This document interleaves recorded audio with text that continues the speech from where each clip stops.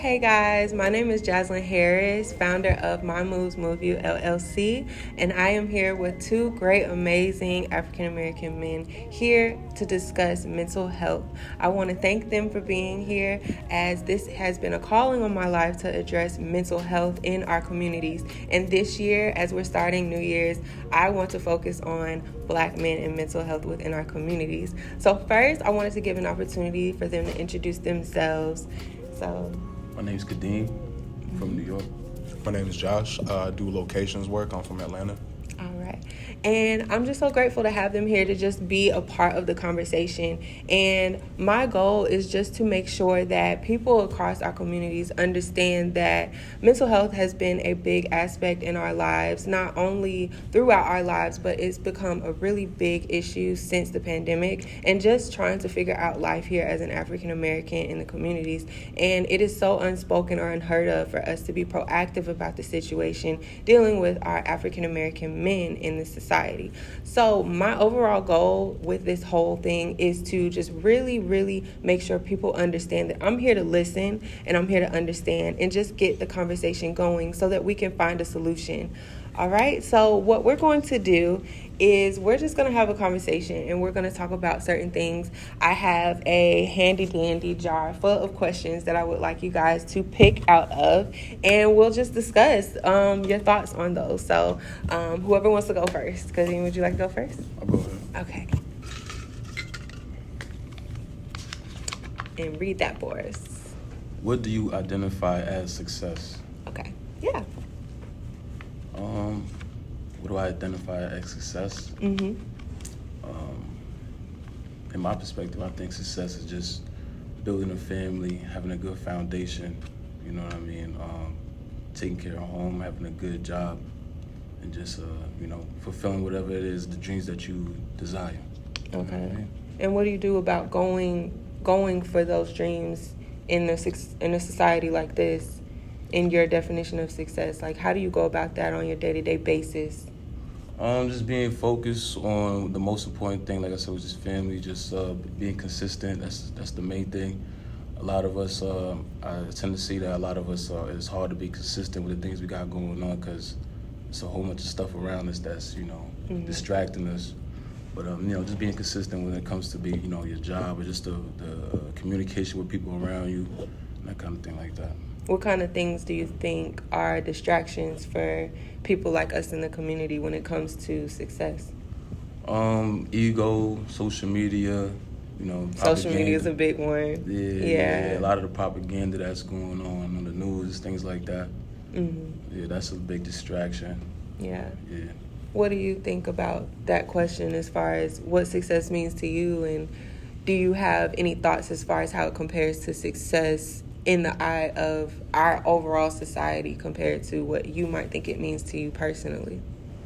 That's kind of a loaded way of me answering that question, but just to add a little bit to that, I'd say, doing the family thing and whatnot, ultimately it means having a legacy and being able to stand on that legacy. Mm-hmm. And it's really important to be able to show that, especially in America, having those familial legacies is the only way to really have some type of namesake and power structure to be able to do anything with for men especially. So I think that's something to really focus in and work towards. But yeah, just working, keeping your mind on the positive notes and trying to provide back to the community. Mm-hmm. Yeah. And it's so easy to kind of say that that's what we're supposed to do and have a legacy and lead a legacy, but how do you really know that you're working towards that? What makes you get up to actually keep doing that despite the things that you might be dealing with personally? Well, looking towards, I guess positive legacies, Mm-hmm. like knowing where they came from, how they got to where they got to, and trying to emulate that in some ways Mm-hmm. is really important, or doing it to the best of your ability. But it takes definitely having the right support systems, the right guidance, and the right type of image to try to follow towards. Okay. Not to fall too deep into, but something to strive towards. So something to look towards, or something mm-hmm. that is inspiring you, or something or someone right. that is inspiring exactly, you. Exactly, yeah. Okay.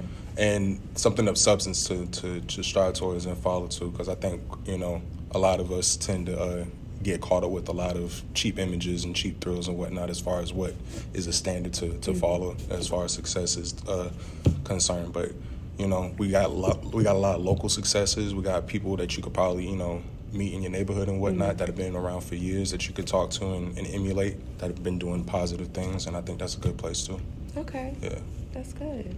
All right, so go ahead and pick something out for us here. Alrighty.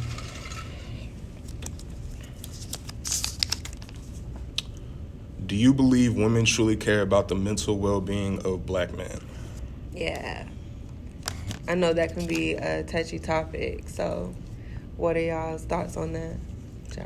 I mean, I could say yes and no. I feel like maybe it's not as popular to invest in the feelings and mental well-being of black men, especially, men overall. But it's definitely something that should be, you know, talked about more and brought to the forefront and, you know, at least discussed more. I get that it definitely is important to make sure that everything is well with, you know, our fellow women and everything like that they're protected and well and everything. But on both sides, I think it takes bringing it to the discussion and like having open dialogues. Yeah, because I really want to focus on that topic per se, because I understand from some of my counterparts that they might feel like it's a facade when women come to you and say that they want you to open up with them. They want you to be comfortable. They want you to be vulnerable.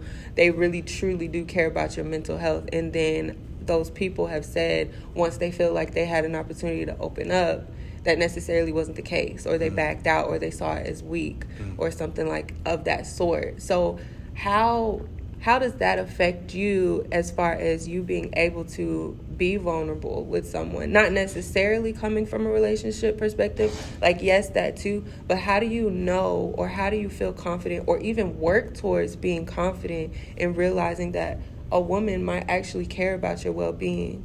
Because I understand that men in our society, we're really just looking to them to just provide and just have everything together. But you guys are human as well. So how do we go about that?